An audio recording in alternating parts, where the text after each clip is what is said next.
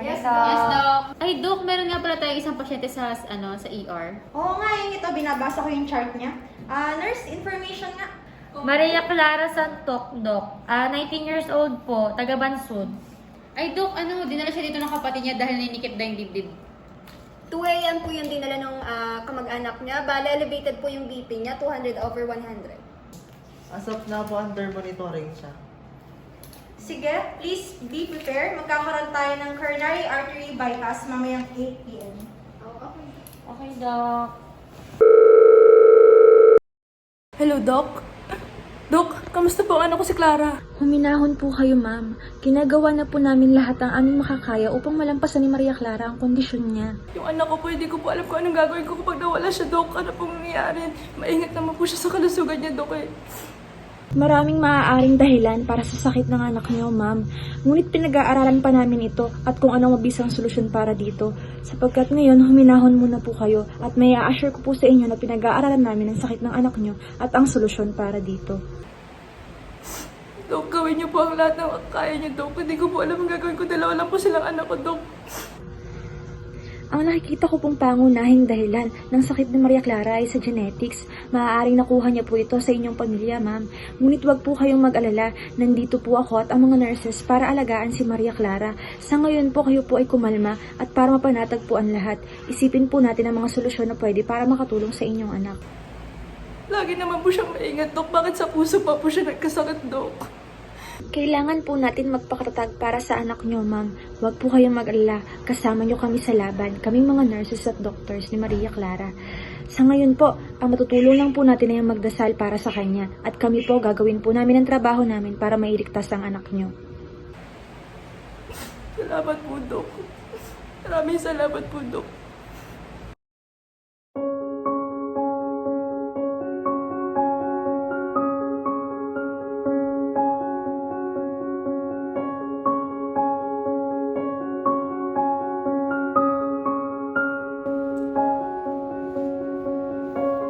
Okay, it's now 8 p.m. Let's start the operation. Blade.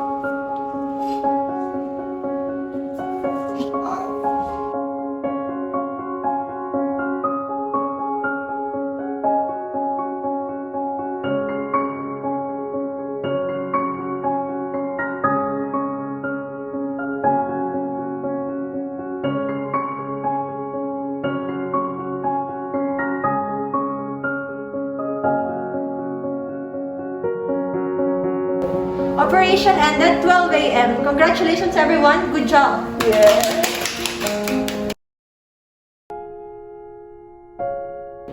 Code blue, code blue.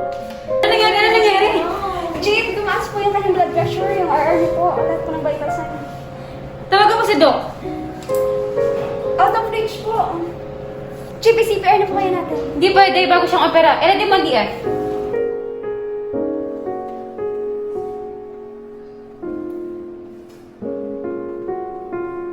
Check mo yung vital signs niya. Chief, stable na po. Ay, salamat.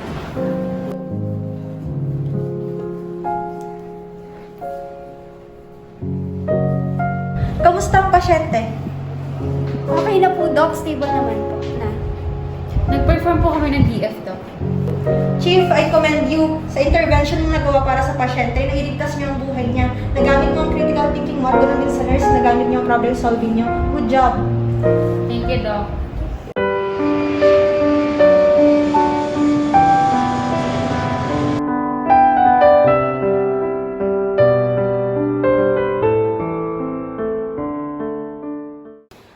Kamusta ka na, anak? Ang gusto na naramdaman mo, may masakit na ba sa'yo?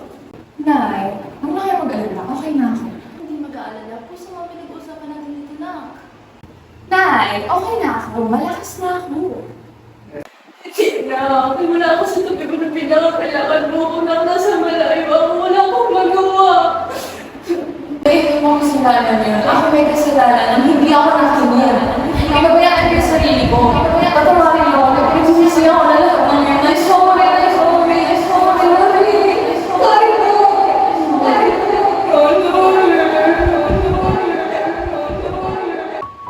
Makliyaan ko, babawi ako sa iyo, babawi ako.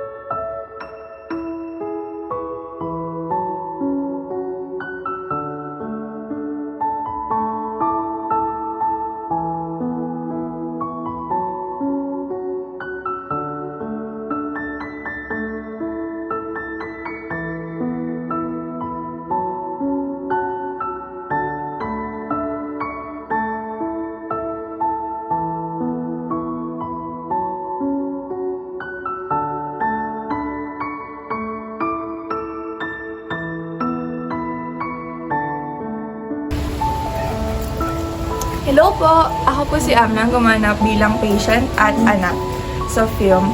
Ang natutunan ko po sa film na to is, siguro kahit healthy ka sa panlabas, hindi porket healthy ka, aabusuhin mo na agad yung katawan mo.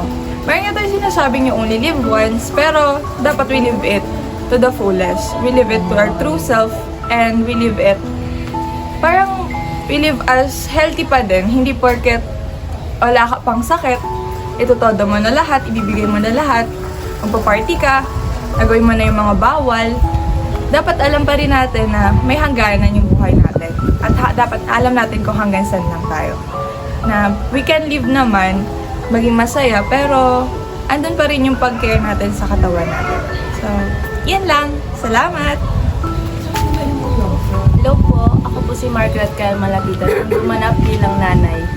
Ang natutunan ko po sa role ko bilang nanay ay ang empathy po ay importante sa tao na nangangailangan po ng suporta or kailangan pong bigyan natin sila ng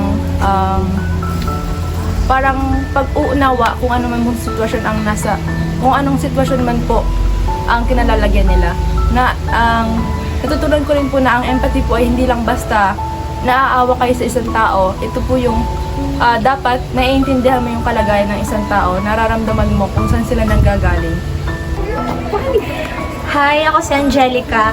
Ako ang doktora sa film namin. So, ang natutunan ko sa film namin ay unang-una, ang pagkakaroon ng critical thinking sa mga bagay-bagay, especially sa profesyon na meron ako sa film na to.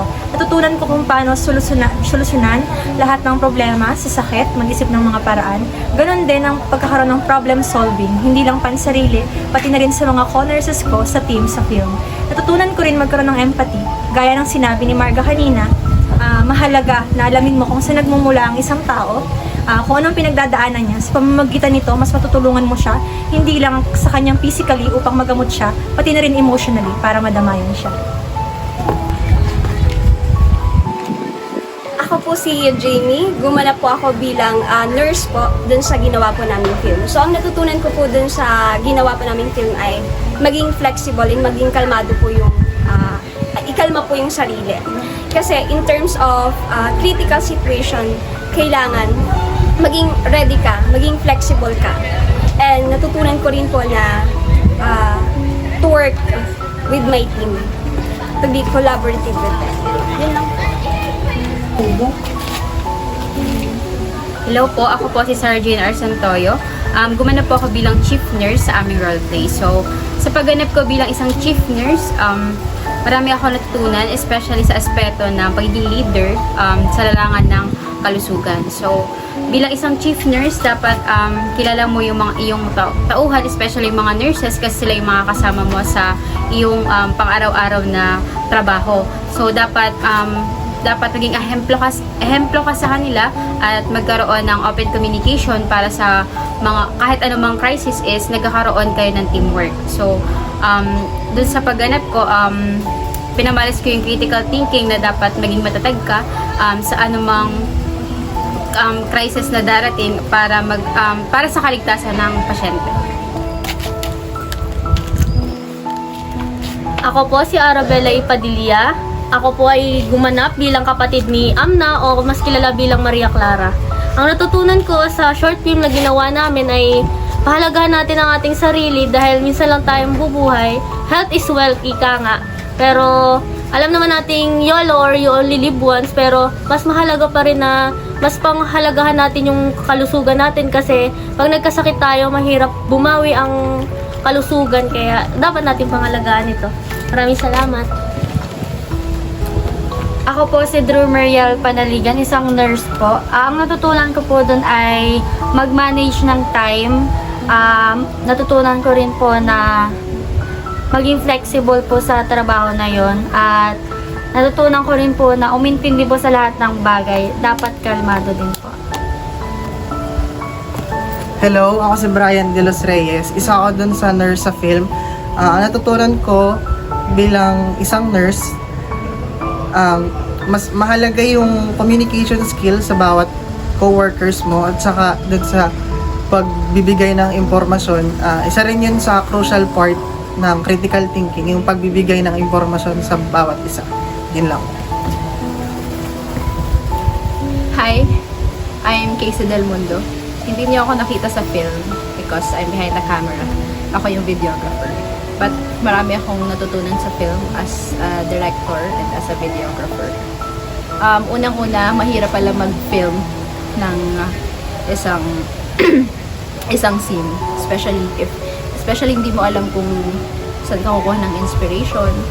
But I'm so happy na nagawa namin yung film.